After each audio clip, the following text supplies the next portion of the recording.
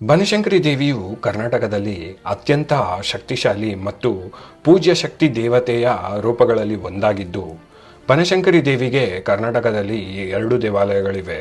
ಒಂದು ನಮ್ಮ ಬೆಂಗಳೂರಿನ ಬನಶಂಕರಿ ಹೆಸರಿನಲ್ಲೇ ಹೆಸರು ಆಗಿರುವ ಬನಶಂಕರಿ ಎನ್ನುವ ಸ್ಥಳದಲ್ಲಿ ಬನಶಂಕರಿ ದೇವಾಲಯವಿದ್ದು, ಮತ್ತೊಂದು ಬಾಗಲಕೋಟೆ ಜಿಲ್ಲೆ ಬಾದಾಮಿ ತಾಲೂಕಿನಲ್ಲಿ ಅತ್ಯಂತ ಪುರಾತನ ದೇವಾಲಯವಿದ್ದು, ಬನಶಂಕರಿ ತಾಯಿಯನ್ನು ರಕ್ಷಣೆಗಾಗಿ ಮತ್ತೆ ದುಷ್ಟಶಕ್ತಿ ನಾಶಕ್ಕಾಗಿ ಭಕ್ತರು ಪೂಜಿಸುತ್ತಾರೆ.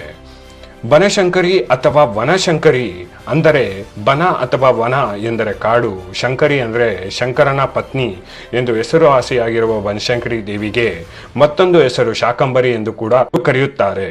ಶಾಕಂಬರಿ ಎಂದರೆ ಆಹಾರ ಬದ್ಧತೆಯ ದೇವತೆ, ಮತ್ತೆ ಸುಂಕವ್ವ, ಬಲದವ್ವ, ಬನದವ್ವ ಎಂದು 16 ಹೆಸರುಗಳಲ್ಲಿ ಕರೆಯಲ್ಪಡುತ್ತಾರೆ.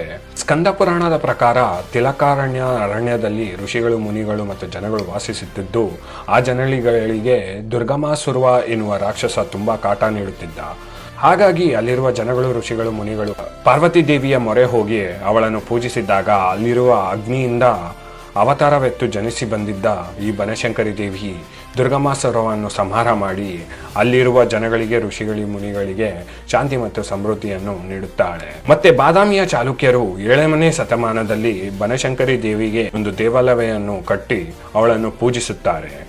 ಈ ಬಾದಾಮಿಯಿಂದ ಬನಶಂಕರಿ ದೇವಿ ಹೇಗೆ ಬೆಂಗಳೂರಿಗೆ ಬಂದಳು ಅಂದರೆ, ಶ್ರೀ ಬಸಪ್ಪ ಶೆಟ್ಟಿ ಎನ್ನುವ ವ್ಯಾಪಾರಿ ಪರಮ ಭಕ್ತನಾಗಿದ್ದು, ಅವನಿಗೆ ಕಷ್ಟಕಾಲಗಳಲ್ಲಿ ಬನಶಂಕರಿ ದೇವಿ ತನ್ನ ಕನಸಿನಲ್ಲಿ ಬಂದು ತನಗೆ ಒಂದು ದೇವಸ್ಥಾನವನ್ನು ಕಟ್ಟಿ ಪೂಜಿಸಿದರೆ ತನ್ನ ಕಷ್ಟಗಳು ನಿವಾರಣೆ ಆಗುತ್ತದೆ ಎಂದು ಹೇಳಿದಾಗ ಶ್ರೀ ಬಸಪ್ಪ ಶೆಟ್ಟಿಯು ಬಾದಾಮಿಗೆ ತೆರಳಿ ಅಲ್ಲಿಂದ ಬನಶಂಕರಿ ದೇವಿಯನ್ನು ತಗೊಂಡು ಬಂದು ಬೆಂಗಳೂರಿನ ಬನಶಂಕರಿಯಲ್ಲೇ ಬನಶಂಕರಿ ದೇವಿಗೆ ಒಂದು ದೇವಾಲಯವನ್ನು ಕಟ್ಟು 1905ರಲ್ಲಿ ಪೂಜೆಯನ್ನು ಮಾಡುತ್ತಾನೆ.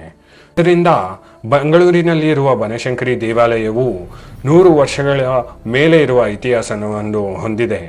ಬನಶಂಕರಿ ದೇವಿಗೆ ಮಂಗಳವಾರ ಮತ್ತು ಶುಕ್ರವಾರ ರಾಹುಕಾಲ ಪೂಜೆಯಲ್ಲಿ ಸಾವಿರಾರು ಭಕ್ತಗಳು ಬಂದು ನಿಂಬೆಹಣ್ಣಿನಿಂದ ದೀಪವನ್ನು ಮಾಡಿ ಅದಕ್ಕೆ ತುಪ್ಪದ ಆರತಿಯನ್ನು ಹಚ್ಚಿ ಬನಶಂಕರಿ ದೇವಿಗೆ ನಮಸ್ಕರಿಸಿ ಅಲ್ಲಿರುವ ಶಾಕಂಬರಿ ದೇವಿಯ ಸ್ಥಳದಲ್ಲಿ ಇಟ್ಟು ಕೈ ಮುಗಿದು ಹೋಗುತ್ತಾರೆ. ಇಲ್ಲಿ ಬಂದಿರುವ ಭಕ್ತಾದಿಗಳಲ್ಲೂ ಎಷ್ಟೋ ಜನರು ಏನು ಹೇಳುವುದೆಂದರೆ, ಅವರಿಗೆ ಇರುವ ಕಷ್ಟಗಳು ಬನಶಂಕರಿ ದೇವಿಯನ್ನು ಮುಗಿದಾಗ ನಿವಾರಣೆ ಆಗಿದೆ ಅನ್ನುವ ಅಲ್ಲಿರುವ ಭಕ್ತಾದಿಗಳಲ್ಲಿ ನಂಬಿಕೆ. ಮತ್ತೆ ಇಲ್ಲಿರುವ ಬೆಂಗಳೂರಿನ ದೇವಾಲಯಕ್ಕೆ ನೀವೇನಾದರೂ ಹೋಗಿದ್ರೆ, ನಿಮ್ಗೇನಾದರೂ ಕಷ್ಟ ಆಗಿದ್ರೆ ದಯವಿಟ್ಟು ಕಮೆಂಟಲ್ಲಿ ತಿಳಿಸಿ. ಇದೇ ಥರ ವಿಡಿಯೋಗಳಿಗಾಗಿ ನನ್ನ ಚಾನಲನ್ನು ಸಬ್ಸ್ಕ್ರೈಬ್ ಮಾಡಿ ಮತ್ತು ಲೈಕ್ ಮಾಡಿ. ವಿಡಿಯೋ ಇಷ್ಟ ಆದಲ್ಲಿ ಶೇರ್ ಮಾಡಿ.